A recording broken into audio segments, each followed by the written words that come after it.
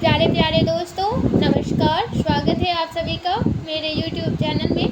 और आज हम लोग BSEB यानी कि बिहार बोर्ड के बुक को पढ़ेंगे और ये हमारा कक्षा 8 है, जिसका ये पाठ 1 है। और इस पाठ का नाम है कब, कहाँ और कैसे। तो आइए हम लोग अपना अध्याय शुरू करते हैं। पिछली कक्षाओं में हमने यह जाना है कि अध्ययन की सुविधा के लिए इतिहास को प्राचीन, मध्य और आधुनिक 3 कालखंडों में बांटा गया। कक्षा 6 में आपने प्राचीन एवं कक्षा 7 में मध्यकाल में हुए मुख्य परिवर्तनों एवं विशेषताओं के बारे में जाना। अब कक्षा 8 में हम मुख्य रूप से आधुनिक काल में हुए परिवर्तनों और उनकी जानकारी हमें जिन स्रोतों से मिलती है उसके बारे में जानेंगे। प्रत्येक काल में होने वाले परिवर्तन ही उस काल की विशेषता होती है। आप यह भी जानते हैं कि हमारी दुनिया शुरू से लेकर आज तक कभी भी स्थिर नहीं रही। यह हम लोगों के सामूहिक क्रियाकलापों के कारण हमेशा बदलती रहती है। इन बदलावों के कारण हमारे समाज, अर्थव्यवस्था, राजनीति, कला, संस्कृति आदि प्रायः सभी क्षेत्रों में परिवर्तन होते रहते हैं। आप कक्षा 6 एवं 7 में पढ़ी गई बातों के आधार पर चर्चा करें। प्राचीन काल में मनुष्य की जिंदगी में आने वाले 5 मुख्य परिवर्तन क्या हो सकते हैं। मध्यकाल में सामाजिक और राजनीतिक क्षेत्रों में आए 5 मुख्य परिवर्तन क्या हो सकते हैं। आधुनिक युग में भी बहुत सारे परिवर्तन हुए। ये परिवर्तन हमारे देश के साथ साथ दुनिया के अन्य भागों में भी हुए। ये परिवर्तन कब और कैसे हुए और उन्होंने दुनिया को किस तरह प्रभावित किया, आइए इसे समझने का प्रयास करें। पुनर्जागरण।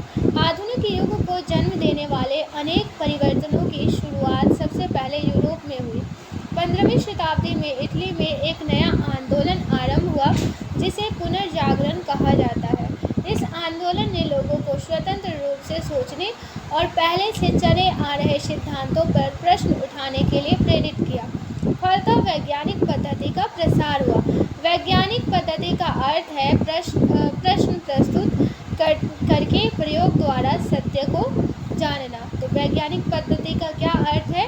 प्रश्न प्रस्तुत करके प्रयोग द्वारा सत्य को जानना। प्रश्न चिन्ह लगाने की इस आज़ादी ने लोगों को अपने ही शासकों के प्रति आवाज़ बुलंद करने के लिए भी प्रेरित किया। धार्मिक क्षेत्रों में भी लोग अंधविश्वास पर आधारित आपत्तिजनक प्रयासों के खिलाफ आवाज़ उठाने लगे। व्यापार संबंधों और अन्य संपर्कों के जरिए इस दृष्टिकोण का धीरे धीरे दुनिया में अन्य भागों में भी विस्तार हुआ। खोज यात्राएं। सीमित मान्यताओं की सच्चाई जांचने के साथ साथ इस वक्त नई चीज़ों को खोजने के भी काफ़ी प्रयास किए गए। इसी समय अपने इलाके से बाहर की दुनिया के बारे में जानने का भी प्रचलन हुआ।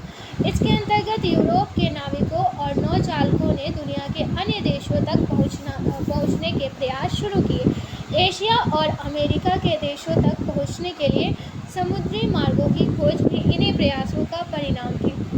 इन प्रयासों से यूरोप के लोग कुछ ऐसे देशों तक भी पहुंच पाए जिनके बारे में उन्हें और दुनिया के बहुत सारे लोगों को कोई जानकारी नहीं थी। आपने स्पेन के प्रसिद्ध नाविक कोलंबस के बारे में सुना होगा, जिसने इस समय 1492 ईस्वी में अमेरिका महाद्वीप की खोज की।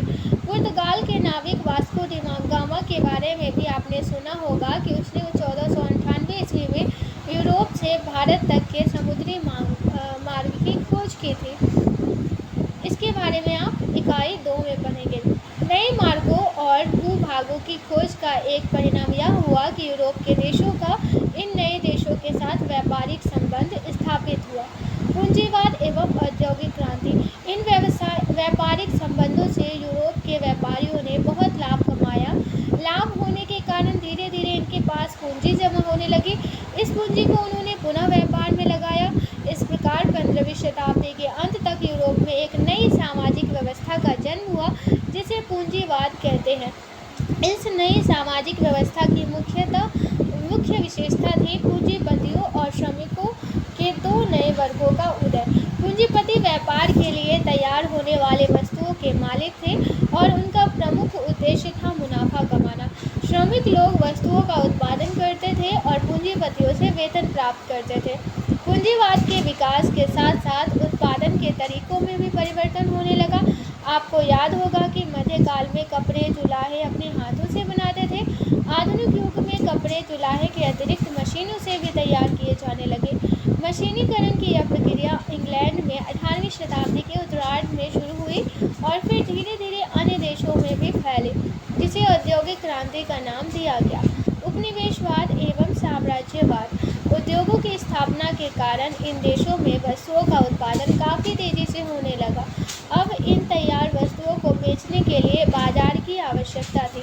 साथ ही इन वस्तुओं को तैयार करने के लिए कच्चे माल की भी आवश्यकता थी। इन दोनों ही आवश्यकताओं ने यूरोप के देशों को अपने देशों से बाहर की दुनिया में पैर फैलाने पर मजबूर कर दिया। इन देशों को लगा कि अगर वे दूसरे देशों की अर्थव्यवस्था पर काबू पा लेंगे तो उन्हें अपने उद्योगों के लिए न केवल कच्चा माल सस्ते दामों में मिलने लगेगा, बल्कि उनके तैयार माल के लिए बाजार भी उपलब्ध हो जाएगा। इससे साम्राज्यवादी व्यवस्था की शुरुआत हुई। 18वीं शताब्दी के उत्तरार्ध में शुरू हुई यह प्रक्रिया एशिया, अफ्रीका और दक्षिण अमेरिका के अधिकांश देशों को औद्योगिक यूरोपीय देशों के आर्थिक व राजनीतिक नियंत्रण के अंदर में ले आई। इस प्रक्रिया के अंदर शासित देश कॉलोनी अर्थात उपनिवेश कहलाए। बड़े पैमाने पर इस प्रक्रिया को अपनाने के कारण इस युग को औपनिवेशिक युग कहा गया। इन्हें भी जाने। साम्राज्यवाद का क्या अर्थ होता है? सैनिक अथवा अन्य तरीके से विदेशी भूभाग के प्रदेशों को अपने अधीन कर अपना राजनीतिक प्रभुत्व स्थापित करना। एक बार फिर से सुन लीजिए। साम्राज्यवाद का अर्थ होता है सैनिक अथवा अन्य तरीके से विदेशी भूभाग के प्रदेशों को अपने अधीन कर अपना राजनीतिक प्रभुत्व स्थापित करना। फिर है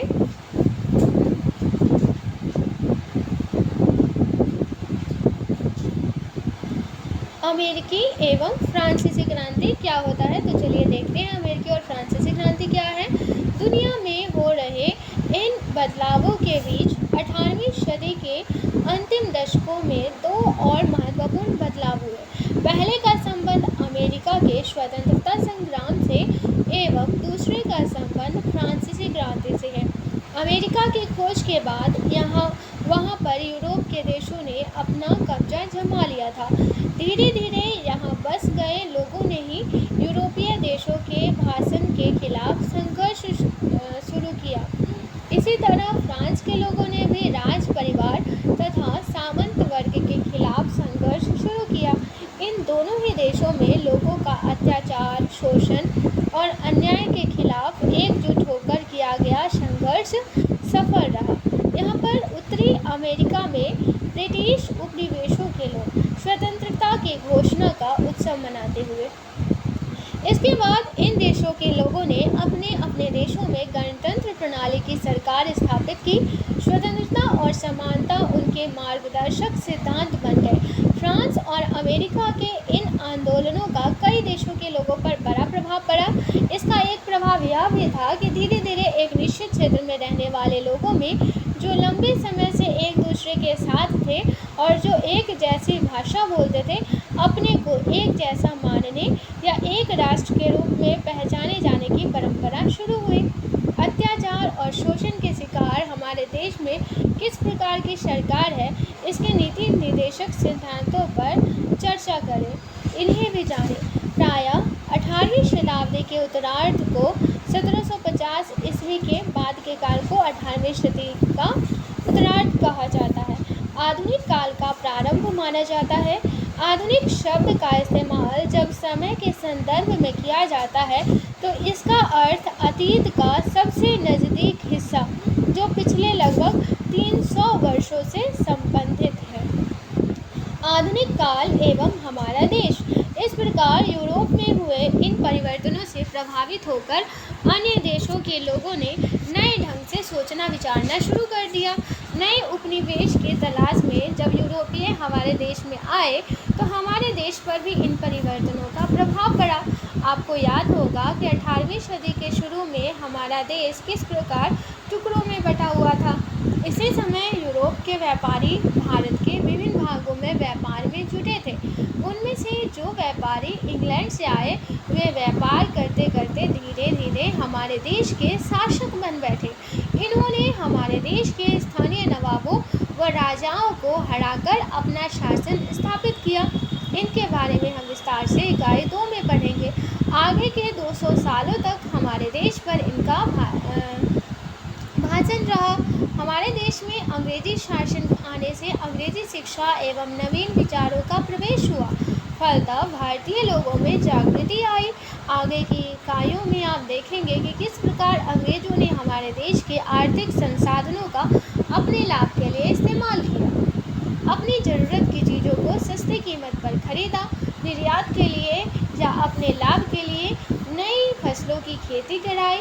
आगे आप यह भी जानेंगे कि लंबे समय तक अंग्रेजी शासन के फलस्वरूप हमारे देश के मूल्यों, मान्यताओं, पसंद नापसंद, रीति रिवाज और तौर तरीकों में महत्वपूर्ण बदलाव आया। जब एक देश पर किसी दूसरे देश के दबदबे से इस तरह के राजनीतिक, आर्थिक, सामाजिक और सांस्कृतिक बदलाव आते हैं तो इस प्रक्रिया को औपनिवेशीकरण कहा जाता है और इस अवस्था को उपनिवेशवाद कहा जाता है। यहाँ पे देख लीजिए। आगे आप यह भी जानेंगे कि लंबे समय तक अंग्रेजी शासन के फलस्वरूप हमारे देश के मूल्यों, मान्यताओं, पसंद नापसंद, रीति रिवाज और तौर तरीकों में महत्वपूर्ण बदलाव आए। जब एक देश पर किसी दूसरे देश के दबदबे से इस तरह के राजनीतिक, आर्थिक, सामाजिक और सांस्कृतिक बदलाव आते हैं तो इस प्रक्रिया को औपनिवेशीकरण कहा जाता है और इस अवस्था को उपनिवेशवाद कहते हैं। इस काल विभाजन से अलग हटकर कुछ इतिहासकार आर्थिक तथा सामाजिक कारकों के आधार पर भी अतीत के विभिन्न कालखंडों की विशेषताएं तय करते हैं। इसी तरह कई अंग्रेज इतिहासकारों ने भारतीय इतिहास के कालखंडों को अपने नज़रिए से बांटने की कोशिश की है। 1817 ईस्वी में स्कॉटलैंड के अर्थशास्त्री, इतिहासकार और राजनीतिक दार्शनिक जेम्स मिल ने 3 खंडों में history of British India, British Bharat का इतिहास नामक एक किताब लिखी। इस किताब में उन्होंने भारत के इतिहास को हिंदू, मुस्लिम और ब्रिटिश इन 3 कालखंडों में बांटा। यह विभाजन इस बात पर आधारित है कि शासकों का धर्म ही एकमात्र महत्वपूर्ण ऐतिहासिक परिवर्तन होता है। कालखंडों के इस निर्धारण को उस वक्त लोगों ने मान भी लिया। क्या आप जेम्स मिल ने लिखा था, ये ध्यान रखिएगा। क्या आप भारतीय इतिहास को समझने के इस तरीके से सहमत हैं? कक्षा में चर्चा करें। जेम्स मिल को लगता था कि एशियाई देश प्रगति और सभ्यता के मामले में यूरोप से काफ़ी पीछे हैं। उनका मानना था कि भारत में अंग्रेज़ों के आने से पहले यहाँ हिंदू, मुसलमान तानाशाहों का शासन था। भारत के लोग इतने पिछड़े और असभ्य थे कि अंग्रेजी शासन से ही उसका कल्याण हो सकता था। अंग्रेज भारतीयों से श्रेष्ठ और बेहतर थे। एक और तो वे भारतीय इतिहास को हिंदू और मुस्लिम काल में बांटते हैं, जबकि अपने लिए ब्रिटिश शब्द का प्रयोग करते हैं, ईसाई शब्द का प्रयोग नहीं करते। ब्रिटिश शब्द से संभवतः अपनी एकता और राष्ट्रीयता का बोध कराना चाहते थे।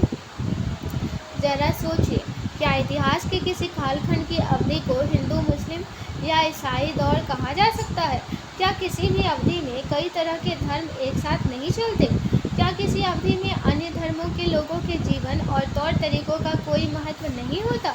हमें याद रखना चाहिए कि किसी भी अवधि का इतिहास किसी एक तरह के लोगों से अकेले नहीं बनता, बल्कि समाज के सारे लोगों को एक साथ मिलाकर साथ चलने से बनता है। इतिहास को हम अलग अलग कालखंडों में बांटने की कोशिश क्यों करते हैं? चर्चा करें। इतिहास को जानिए। आपने पिछली कक्षाओं में पढ़ा है कि इतिहासकार इतिहास को जानने के लिए जिन स्रोतों, साधनों का प्रयोग करते हैं उसे ऐतिहासिक स्रोत कहते हैं। कक्षा 6 एवं कक्षा 7 में भी आपने ऐतिहासिक स्रोतों के बारे में पढ़ा था। प्राचीन काल एवं मध्यकाल के कुछ ऐतिहासिक स्रोतों का स्मरण करते हुए निम्न तालिका को भरने का प्रयास कीजिए। शिलालेख, पांडुलिपि। स्मरण करें कि प्राचीन काल एवं मध्यकाल के स्रोत तो प्रायः एक ही थे, लेकिन प्राचीन काल की तुलना में मध्यकाल में स्रोतों की संख्या काफ़ी अधिक हो गई। आपने देखा कि पुराने प्रकार के स्रोतों के अतिरिक्त मध्यकाल में कुछ नए स्रोत भी सामने आए।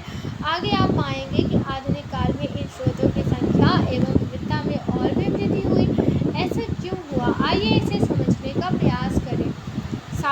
कक्षा में आपने पढ़ा था कि 19वीं सदी के पहले के सालों में छापा खाने नहीं थे। लिखने की नकल नवीस हाथ से ही पांडुलिपियों की प्रतिकृति बनाते थे।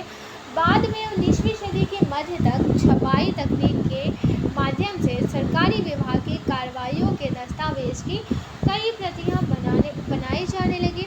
इन महत्वपूर्ण दस्तावेजों की प्रतियों को आप आज भी अभिलेखागारों एवं पुस्तकालयों में देख सकते हैं।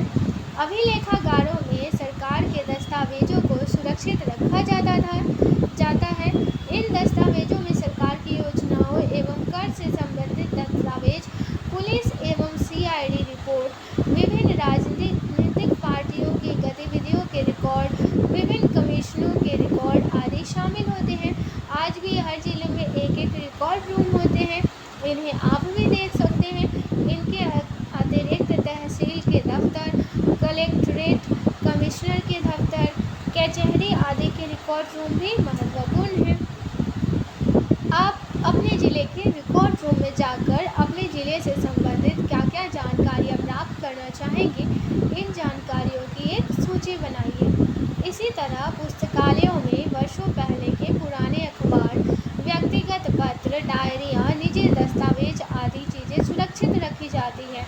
महान व्यक्तियों के जीवन एवं आत्मकथा भी इतिहास के अध्ययन में उपयोगी साबित हुए हैं।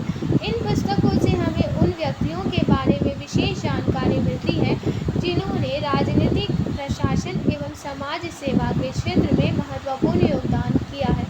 साथ ही इन पुस्तकों से हमें उस समय के समाज में हो रही विभिन्न प्रक्रियाओं के बारे में भी पता चलता है। आत्मकथा एवं जीवनी के संबंध में अपने शिक्षक की सहायता से चर्चा करें। अपने देश की राजधानी दिल्ली में राष्ट्रीय अभिलेखागार, नेहरू स्मारक पुस्तकालय एवं पटना स्थित सच्चिदानंद सिन्हा पुस्तकालय, बिहार राज्य अभिलेखागार जैसे संस्थाओं में आप जाकर इन सामग्रियों का अध्ययन कर सकते हैं। इधर हाल के दिनों में पिछली पीढ़ी के महत्वपूर्ण व्यक्तियों के भाषण, साक्षात्कार एवं स्मृति की रिकॉर्ड रखने की परंपरा भी कुछ संग्रहालयों में शुरू की गई है। यहाँ पटना स्थित बिहार अभिलेखागार का चित्र दिया गया है। 19वीं सदी की शुरुआत तक पूरे देश का मानचित्र तैयार करने के लिए बड़े सर्वेक्षण किए जाने लगे। सर्वेक्षणों में धरती की सतह, मिट्टी की गुणवत्ता, वहाँ मिलने वाले पेड़ पौधे और जीव जंतुओं तथा स्थानीय फसलों का पता लगाया जाता था। इसके अलावा वनस्पति सर्वेक्षण, प्राणी वैज्ञानिक सर्वेक्षण, पुरातत्वीय सर्वेक्षण, मानव शास्त्रीय सर्वेक्षण, वन सर्वेक्षण आदि कई दूसरे सर्वेक्षण भी किए जाते थे। आज ये सारे सर्वेक्षण महत्वपूर्ण ऐतिहासिक स्रोत साबित हो रहे हैं। यहाँ पे चित्र 6 में शरीफे का पौधा, अंग्रेजों द्वारा बनाए गए वनस्पति उद्यान और प्राकृतिक इतिहास के संग्रहालयों में विभिन्न पौधों के नमूने, उनसे संबंधित जानकारियाँ इकट्ठा की जाती थी। इन नमूनों के चित्र स्थानीय कलाकारों से बनवाए जाते थे। 19वीं सदी के आखिरी में हर 10 साल में जनगणना भी की जाने लगी थी। जनगणना के द्वारा भारत के सभी प्रांतों में रहने वाले लोगों की संख्या, उनका धर्म, जाति, व्यवसाय, शैक्षणिक स्तर आदि के बारे में जानकारियाँ इकट्ठा की जाती है। इन जानकारियों के आधार पर उनके बेहतरी के लिए भावी योजनाएं तैयार की जाती है। भारत में पहली और आखिरी जनगणना कब हुई? आखिरी जनगणना में पूछे गए कुछ सवालों को अपने शिक्षक की मदद से इकट्ठा करें। इन सारे ऐतिहासिक स्रोतों के अलावा एक आम अनपढ़ आदमी, आदिवासी, किसान, खदानों में काम करने वाले मजदूर, फुटपाथ पर जिंदगी गुजारने वाले गरीब क्या सोचते थे, उनके अनुभव क्या थे, इसे जानने के लिए हम लोगों को अभी और कोशिश करनी पड़ेगी। इसके लिए हमें उस समय के कवियों, उपन्यासकारों की रचनाएं, स्थानीय बाजारों में बिकने वाली लोकप्रिय पुस्तकें, यात्राओं के संस्मरण आदि चीज़ों को टटोलना होगा। आपने महान उपन्यासकार मुंशी प्रेमचंद के बारे में अवश्य सुना होगा। उनकी कई रचनाएं जैसे गबन, गोदान एवं कफन में एक सामान्य आदमी की परिस्थितियों का जिक्र है। उनकी रचनाओं में तत्कालीन समाज की तस्वीर भी देखने को मिलती है। कुछ लोग कहानियाँ, उपन्यास एवं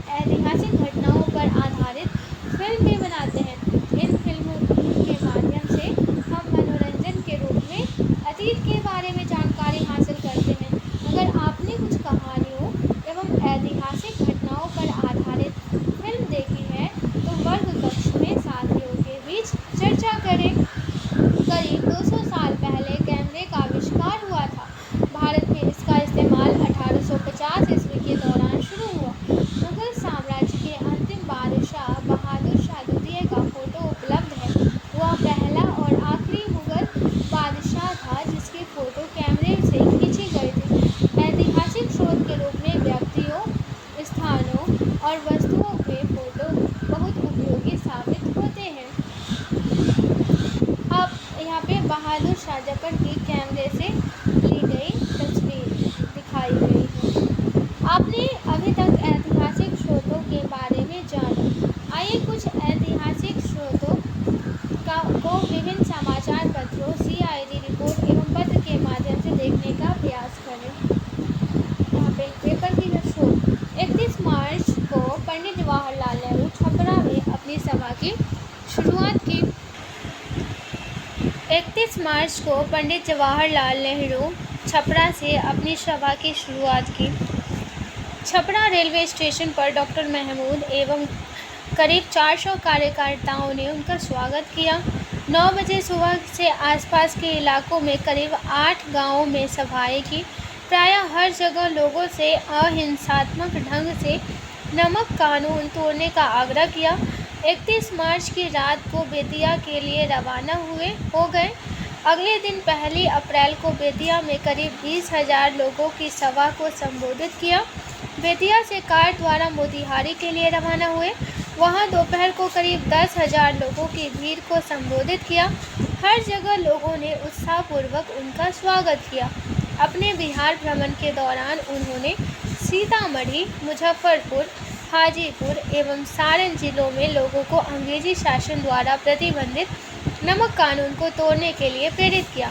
3 अप्रैल को उन्होंने सारण जिले में चौकीदारों से अंग्रेजी सेवा छोड़ने का आग्रह किया। ये जो है विभाग की रिपोर्ट 1930 की है। यहाँ पर फिर अखबारों की कटिंग, विभिन्न समाचार पत्रों में छपे समाचारों में आप क्या समानता पाते हैं, वर्ग कक्ष शिक्षक की मदद से जानकारी प्राप्त करें। यहाँ पर बिहार सत्याग्रह समाचार का ये 19 मई 1930 का है। ये यहाँ पर हाथ से लिखा हुआ लेखाकार है। वायसराय के नाम गांधी जी का पत्र। यह सत्याग्रह आश्रम साबरमती। ये 2 मार्च 1930 की बात है। प्रिय मित्र, निवेदन है कि इसके पहले कि मैं सविनय कानून भंग करूं और शुरू करने पर जिस जोखिम को उठाने के लिए मैं इतने सालों से हिचकिचाता रहा हूं, उसे उठाऊं। इस उम्मीद से मैं आपको यह पत्र लिखने जा रहा हूं कि अगर समझौते का कोई रास्ता निकल सके तो उसके लिए कोशिश करके देखें। अहिंसा से मेरा विश्वास तो जाहिर ही है। जानबूझकर मैं किसी भी प्राणी की हिंसा नहीं कर सकता, तो फिर मनुष्य हिंसा की तो बात ही क्या है। फिर भले ही उन मनुष्यों ने मेरा या जिन्हें मैं अपना समझता हूँ उनका बड़े से बड़ा आहित ही क्यों न किया हो। इसलिए जो भी अंग्रेजी सल्तनत को मैं एक बला मानता हूँ, तो भी मैं यह कभी नहीं चाहता कि एक भी अंग्रेज को या भारत में उपार्जित उसके एक भी उचित हित को किसी तरह का नुकसान पहुँचे। तो फिर मैं किस कारण अंग्रेजी राज्य को शापरूप मानता हूँ। कारण ये है, इस राज्य ने एक ऐसा तंत्र खड़ा किया है जिसकी वजह से मुल्क हमेशा के लिए बढ़ते हुए परिणाम में बराबर चूसा जाता रहे। अलावा इसके इस तंत्र की फौज और दीवानी खर्च इतनी ज़्यादा तबाही करने वाला है कि मुल्क उसे निकाले। अगर आप ना सुनेंगे तो, लेकिन अगर ऊपर लिखी बुराइयों को दूर करने का कोई इलाज आप ढूंढ निकालेंगे और मेरे इस खत का आप पर कोई असर न होगा, तो इस महीने की 11वीं तारीख को मैं अपने आश्रम के जितने साथियों को ले जा सकूँगा उतने साथियों के साथ नमक संबंधी कानून को तोड़ने के लिए कदम बढ़ाऊँगा। गरीबों के दृष्टिबिंदु से यह कानून मुझे सबसे ज़्यादा अन्यायपूर्ण मालूम हुआ है। आज़ादी की यह लड़ाई खासकर देश के गरीब से गरीब लोगों के लिए है, अतः यह लड़ाई इस अन्याय के विरोध से ही शुरू हो जाएगी। यह ऑल इंडिया कमेटी कांग्रेस का हिंदी अनुवादक है। समय के साथ परिवर्तन। कक्षा 7 में हम लोगों ने पढ़ा कि समय के साथ हमारे समाज में अनेक परिवर्तन होते रहते हैं। ये परिवर्तन कभी शब्दों के अर्थ में, कभी स्थानों के नाम, कभी भौगोलिक सीमाओं एवं जीवन शैली के संदर्भ में रहते हैं। भारतीय उपमहाद्वीप में आधुनिक भारत, बांग्लादेश, नेपाल, पाकिस्तान, भूटान और मालदीव सम्मिलित है। इनमें भारत, पाकिस्तान तथा बांग्लादेश अंग्रेजों के भारतीय साम्राज्य के अभिन्न अंग थे। पैसे नहीं बनते हैं, उसके लिए काम करना होता है। म्यांमार, तत्कालीन बर्मा तथा श्रीलंका, तत्कालीन सिलोन भी 1937 ईस्वी तक अंग्रेजों के एशियाई साम्राज्य के अंग थे। स्वतंत्रता के बाद हमारा देश हिंदुस्तान दो भागों में विभाजित हो गया। बलूचिस्तान, सिंध, पश्चिमी पंजाब एवं पूर्वी बंगाल पाकिस्तान में चले गए। बाद में पाकिस्तान का पूर्वी हिस्सा अलग होकर बांग्लादेश के नाम से स्वतंत्र देश बना। 20वीं शताब्दी के आरंभ में बिहार एवं उड़ीसा बंगाल प्रांत के अंग थे। 1912 में बिहार एवं उड़ीसा को बंगाल से अलग कर एक नए प्रांत के रूप में संगठित किया गया। 1936 में उड़ीसा को बिहार से अलग कर दोनों को अलग अलग प्रांत का दर्जा दिया गया। पुनः 15 नवंबर 2000 को बिहार से उसके दक्षिण पठारी क्षेत्र को अलग कर पृथक झारखंड राज्य का गठन हुआ। यहाँ पे देख सकते हैं बिहार राज्य का राजनीतिक मानचित्र दिया गया है और बिहार का प्रमंडल और जिला दिया गया है। यहाँ पे झारखंड के साथ कल है और जो पहले और अब जो है हमारा बिहार बचा है। यहाँ पे राजनीतिक मानचित्र भारत का दिया गया है और यहाँ पे अब अभ्यास प्रश्न है, तो अभ्यास प्रश्न को देख लेते हैं। यहाँ पर फर्स्ट प्रश्न है, पूंजीपतियों का मुख्य उद्देश्य था अधिक से अधिक डैश कमाना, तो मुनाफा कमाना था। और 15वीं शताब्दी में एक नए आंदोलन की शुरुआत हुई जिसे डैश कहते हैं, तो ये 15वीं ये देखना होगा। मशीनों के वस्तुओं के उत्पादन की प्रक्रिया को डैश क्रांति कहते हैं, तो ये औद्योगिक क्रांति। डैश में सरकारी दस्तावेजों को सुरक्षित रखा जाता है, तो अभिलेखागार में। और समय के साथ देश और राज्य की डैश सीमाओं में परिवर्तन होते रहते हैं, तो राजनीतिक सीमाओं में। और सही गलत बनाइए। वैज्ञानिक पद्धति का अर्थ है प्रश्न प्रस्तुत कर प्रयोग द्वारा ज्ञान प्रदान करना, तो सही है। अंग्रेज इतिहासकार जेम्स मिल का भारतीय इतिहास का धर्म के आधार पर बांटना उचित था, तो नहीं, ये गलत है। अमेरिकी स्वतंत्रता संग्राम के बाद वहाँ के लोगों ने गणतंत्र प्रणाली की शुरुआत नहीं की, तो ये भी गलत है, की थी। ऐतिहासिक स्रोतों से एक आदमी के बारे में भी जानकारी मिलती है, तो ये भी सही है। और आज़ादी के पहले हमारे देश की जो भौगोलिक सीमा थी आज़ादी के बाद भी वही रह गई, तो नहीं, गलत है। आइए विचार करें, मध्यकाल और आधुनिक काल के ऐतिहासिक स्रोत से आप क्या फ़र्क पाते हैं, उदाहरण सहित लिखिए। और नेक्स्ट क्वेश्चन है, जेम्स मिल ने भारतीय इतिहास को जिस प्रकार कालखंडों में बांटा उससे आप कहाँ तक सहमत हैं। नेक्स्ट क्वेश्चन है, सरकारी दस्तावेजों को हम कैसे और कहाँ कहाँ सुरक्षित रख सकते हैं। फोर्थ है, यूरोप में हुए परिवर्तन किस प्रकार आधुनिक काल के निर्माण में सहायक हुए। और आइए करके देखें, भारत में पहली और आखिरी जनगणना कब हुई पता करें। इसके द्वारा कुछ ऐसे तथ्यों एवं सूचनाओं का संकलन करें जिसका उपयोग हम ऐतिहासिक स्रोत के रूप में कर सकें। तो आज के लिए बस इतना ही। आशा करती हूँ ये लेक्चर आप लोगों को पसंद आया है तो लाइक, शेयर और सब्सक्राइब ज़रूर कीजिएगा। धन्यवाद।